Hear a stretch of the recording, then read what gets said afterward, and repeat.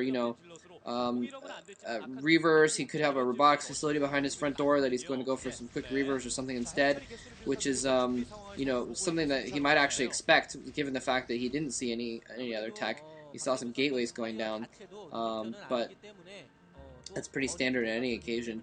Now he does have some Scourge out though, so he's gonna be able to chase those Corsairs around and theoretically even scout with those Scourge, run them into the base and what have you, to generally see what was going on. You know, the Scourge don't really have that big of a sight range, but you can sacrifice a couple Scourge, run them into the main base, especially if there's no cannons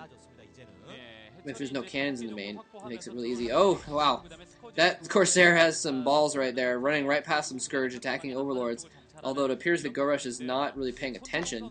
Otherwise, he could have easily Scourged that Corsair. Here comes the Scourge. I'm not sure if that Corsair is going to be able to get away. The Scourge are closing pretty quickly here. But if he gets a nice, big, broad arc, he could theoretically wind that Corsair around. But he's not doing that. Okay, now he's starting to turn it. But I think he should have done a wider arc. Yeah, now he's just going to run to the edge of the map. And I don't think he's going to be able to get away. I'm not sure why I didn't curve it back towards his base a little bit more. But anyway, he's building Archons. Backho is really worried about Mutalisk attack. Not overly worried, but he is worried about Mutalisk attack here. You can tell because he's building Archons. He's not saving his Templar or anything like that. Finally, that Corsair is going to go down. I guess he just wanted to use it as a scout. So just run it around in circles and get back to do another scouting run. He's seen the den now, so he knows that some Hydralisks are probably going to be out. But actually, wow, Backho moving out with a small force here, trying to go for an attack while GoRush is trying to macro up here. And GoRush has a pretty good door at both of his expansions, actually, though. He's got a nice little wall. He's got hatcheries in front of his Sunkens and what have you, and that's really going to shut down these Zealots here. I'm not sure I can't tell on my screen if he has weapons upgrade or anything like that. He's actually rushing in. He's target firing that evolution chamber, getting the upgrades down, and there's the lurkers coming out. And wow, Backho has nothing to deal with these lurkers right now. Nothing at all. I don't think he even has Robo facility out right now. There's and he's turned all of his Templar into Archons, fearing Mutalisks, and so now he doesn't have any Templar out to storm the lurkers, which is usually a decent way of holding off lurkers when you don't have observers yet. Just now getting robotics facility down. So things are not actually looking too good for Backho. If he gets flanked, his force, he's going in. I don't think he's going to be able to get past the wall. Too many units behind, a ton of lurkers in the area. He has nothing to see those lurkers at all. This Archon splash damage is going to do a little bit, but the Zealots just absolutely melt. Zealots just absolutely melting, and even hunting down the Archons with Zerglings. They were so badly damaged from the lurker fire. So this is hugely bad for Backho now. Desperately sending in his one Corsair to do some harassment here, since a lot of the Hydralisks have been turned into lurkers. But wow, Backho just sent out everything he had, and it all just got completely destroyed by those lurkers. I have no idea why Backho decided to do that. He saw the lurkers, and he must have seen the lurkers, and he decided to get his entire force trapped against a wall, between a wall and another wall of lurkers, between a rock and a hard place with tons of spikes. And even the rock had more spikes behind it, shooting subterranean. Anyway, so now it's GoRush's turn to attack, and he is at the very least going to be able to set up a containment here. Now Backho, a little bit too late, realizes he needs some Templar out. But like I said, at the very least, GoRush is probably going to be able to set up a contain and take some more bases. And that'd be pretty easy for him to do, and that's exactly what he's going to do right here. Just setting up some lurkers outside. This contain is going to just keep Backho in his base for as long as GoRush wants. GoRush could go around and take 3 or 4 more bases, probably. Well, maybe not 3 or 4. But he could easily take another couple bases, and that's really smart. So let's run our Dark Templar into the splash there. Actually, he's got some Dark Templar picked up. If Backho could pull off some good harassment, he could... Oh! GoRush sees it! He's setting in Scourges! No! He's overshot! Oh no! GoRush! You missed your chance!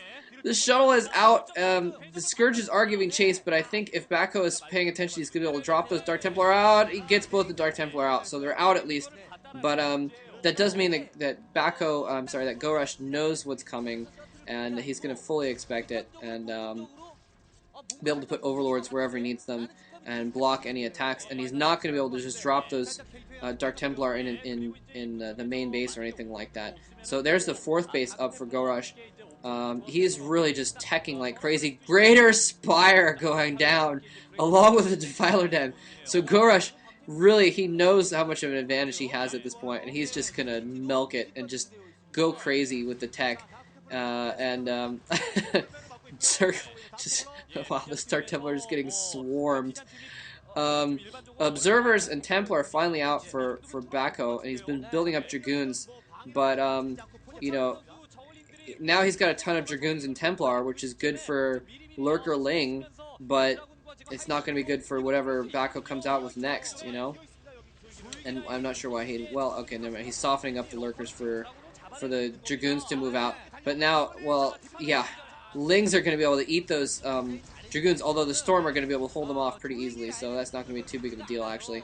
If those Dragoons were alone, then those Zerglings would be absolute death for those Dragoons. But yeah, I mean, he's got Greater Spire out now. He's got Guardians morphing in at this point. It's just crazy. Now, I'm really surprised GoRush hasn't expanded to another base, actually. But, his Swarm goes down! Swarm does not matter to the Psystorm, though. It really is Swarm not going to be able to do a lot of good with those Templar there. If he can get the Swarm in a little closer, I'm not sure. It's hard to tell what's underneath that cloud, but it looks like the Zealots are able to clean things up there. And Dark Templar's coming in and slaughtering the Zerglings that are left over. Wow. So, a good thought, but not really a good strategy, because, I mean, if it had been Zerglings under Swarm against just Dragoons, that would have been perfect. But with Storm and Zealots, I mean, the Swarm doesn't really do anything at all. And these Guardians are going to be able to accomplish a lot more, though. He's going to be able to move in here and stop mining completely from that expansion base, and possibly even take out some tech, or maybe if you could take out the Nexus, that'd be huge. Backho counterattacking. All GoRush has is Zerglings. Hopefully he has some Lurkers around as well, or something to defend, because otherwise he's going to get absolutely slaughtered here. He needs to get a Plague off or something on that group. Consuming some Zerglings, it's probably going to get some Swarm down. It's just Dark Swarm. That's not going to be enough. It's going to protect him a little bit against those Dragoons, but it's not going to be enough. More Zerglings coming from behind. GoRush depending completely on his macro here. All he has to go for him is a superior economy. Tons of Zerglings coming from all sides, but they're getting absolutely eaten by Archons and Zealots and some Psystorm to boot. And Backho's force still alive, still going to be able to move in here and attack GoRush's 4th base. It looks like he might even lose his base here, just absolutely desperately throwing Lings, just desperately throwing Zerglings at him as much as possible. Now, cracked Zerglings, and he's lost the Nexus, so this was basically all in for Backho. He did not even try and build a Corsair to defend his base. He's just all in with this force right now. Plague goes off on those Dragoons. That is huge. Only one Archon left, and cracked Zerglings are actually very good against Archons. GG coming from Backho as the last of his forces get destroyed. So, GoRush actually taking game 1 very decisively, and I think it all comes back to the fact that Backho threw away his initial attack force. And then from there on out, it was GoRush's game to do whatever he wanted. And what he did was expand and tech and just out-macro Backho. So, GoRush moves on to the winner's match, and Backho's going to go on to the loser's match. So I'm going to go ahead and move on to Game 3, the winner's match between GoRush and, well, I guess you'll see. Alright, bye.